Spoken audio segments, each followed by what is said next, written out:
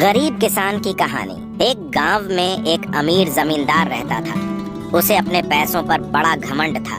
जितने अधिक पैसे उसके पास थे उतना ही वह कंजूस भी था। अपने खेतों में काम करने वाले किसानों से वह खूब काम करवाता, मगर पगार कौड़ी भर भी न देता। मजबूर गरीब किसान मन मार कर उसके खेत में काम करते। उसी गांव में रामू नामक एक किसान रहता था। उसके पास थोड़ी सी जमीन थी। उसी में खेती बाड़ी कर वह अपना और अपने परिवार का गुजारा चलाता था। रामू बड़ा मेहनती था। वह दिन भर अपने खेत में काम करता और अपनी मेहनत के दम पर इतनी फसल प्राप्त कर लेता कि अपने परिवार के लिए 2 वक्त की रोटी जुटा सके। गांव के बाकी किसानों के पास रामू के मुकाबले अधिक जमीनें थीं। वे रामू की मेहनत देखकर हैरान होते कि कैसे इतनी सी जमीन में वह इतनी फसल उगा लेता है। एक साल गांव में भयंकर सूखा पड़ा। बिना बारिश के खेत खलिहान सूखने लगे। गरीब किसानों के पास सिंचाई की कोई व्यवस्था न थी। वे सिंचाई के लिए बारिश पर ही निर्भर थे, इसलिए उनकी सारी फसल बर्बाद हो गई। रामू के साथ भी यही हुआ। अपने छोटे से खेत में वह किसी तरह अपने परिवार का पालन पोषण कर रहा था। अब उनके सामने भूखों मरने की नौबत आ गई। मजबूरी के कारण वह गांव के जमींदार के पास कर्ज मांगने गया। जमींदार कंजूस तो था। उसने सोचा कि यदि उसने रामू को पैसे दिए तो यह लौटा तो पाएगा नहीं, इसलिए इसे अपने खेत में काम पर लगा लेता हूँ। मेहनती तो ये है ही और मजबूर भी। कम पैसों में दुगुनी मेहनत करवाऊंगा। उसने रामू से कहा, देख रामू, मैं तुझे कर्ज तो दे नहीं सकता, लेकिन तेरी इतनी मदद कर सकता हूँ कि तुझे अपने खेत में काम पर रख लूँ। तुझे महीने के 1000 रुपए दे दिया करूँगा। पर मालिक, दूसरे किसान तो 2000 पाते हैं। रामू बोला, करना है तो कर, वरना मेरे पास किसानों की कमी नहीं। जमींदार बोला। मजबूर रामू क्या करता? हामी भरकर घर लौट आया। अगले दिन से जमींदार के खेत में काम करने लगा। मेहनती तो वह था ही। वह खूब मेहनत और लगन से काम करता। उसने 4 महीने का काम 2 महीने में ही कर दिया। यह देख जमींदार बहुत खुश हुआ, लेकिन इसके मन में मक्कारी जाग उठी। उसने सोचा कि 4 महीने का काम तो इसने 2 ही महीने में कर दिया। क्यों ना इसे निकाल दूं? इससे मेरे 2 महीने के पैसे बच जाएंगे।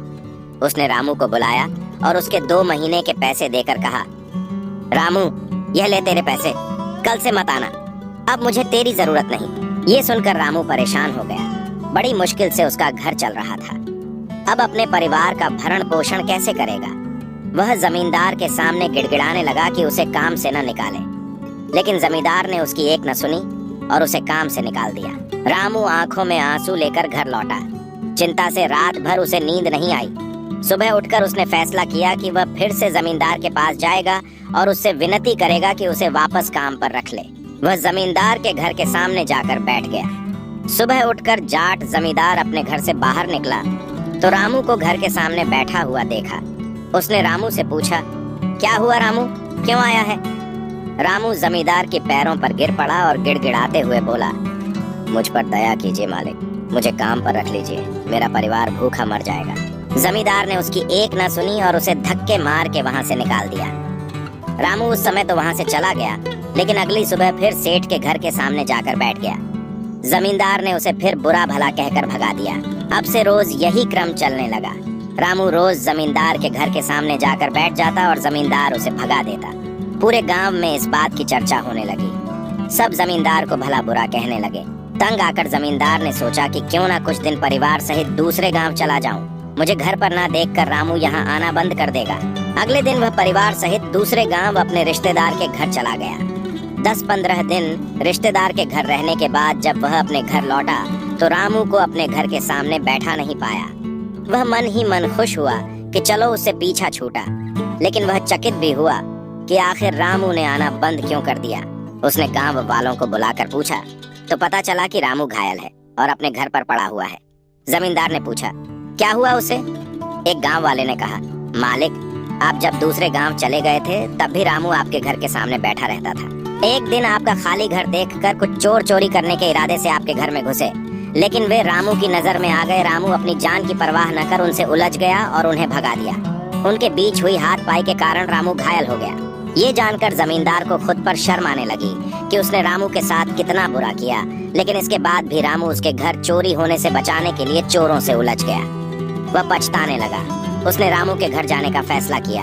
वह रामू के घर पहुंचा तो देखा कि रामू बड़ी दयनीय अवस्था में चारपाई पर पड़ा हुआ है।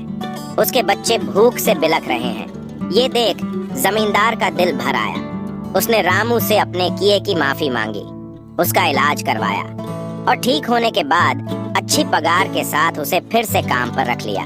सीख, गरीब किसान की कहानी 1, कभी किसी के साथ बेईमानी नहीं करनी चाहिए। 2, सदा जरूरतमंदों की सहायता करनी चाहिए। 3, अपना काम ईमानदारी से करना चाहिए। आशा है आपको एक गरीब किसान की कहानी पसंद आई होगी। ऐसी ही हिंदी मॉरल स्टोरीज पढ़ने के लिए हमें सब्सक्राइब अवश्य करें। धन्यवाद।